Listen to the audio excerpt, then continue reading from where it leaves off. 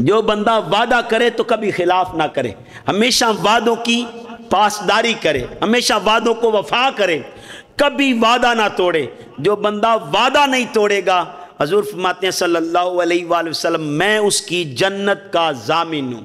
اور دوستان گرامی قدر، اللہ پاک ارشاد فرماتے ہیں سورہ بنی اسرائیل میں، یہ قرآن کا 17 نمبر سورہ ہے اور اس کی آیت نمبر 34 کے الفاظ ہیں وَأَوْفُوا بِالْعَهْدِ إِنَّ الْعَهْدَ كَانَ مَسْئُولًا، کہ وعدوں کو پورا کرو، بے شک وعدوں کے بارے میں پوچھا جائے گا۔ اللہ سوال کرے گا کہ وعدہ خلافیاں کیوں کرتا رہے، تو وعدوں کی پابندی کیا کرو، کبھی وعدے نہ توڑے کرو۔ جو وعدہ کر لو، جو زبان سے نکل جائے کہ میں 8 بجے پہنچوں گا، پھر 8 سے 9 نہ ہوں، پھر 8 کا مطلب 8 ہی ہے، جان بوجھ کر گھر بیٹھا رہا، جان بوجھ کر تاخیر سے نکلنا، یہ تیرے رب کو پسند نہیں۔ تیرے رب کو وعدہ کا وفا کرنا پسند ہے، اور جو وعدوں کو نہیں توڑتا، میرے آقا جانی فرماتے ہیں میں اس کی جنت کا ضامن ہوں۔ تو دوستانے گرامی قدر سے نشین کر لیں، منافق کی ایک نشانی یہ بھی ہے، وہ وعدہ کرے تو وفا نہیں کرتا۔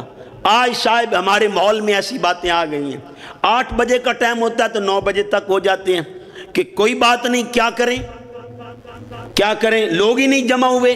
صاحب یہ اکثر میں نے شادیوں پر وعدوں کو توڑتے ہوئے دیکھا ہے، اور دل پسیج جاتا ہے۔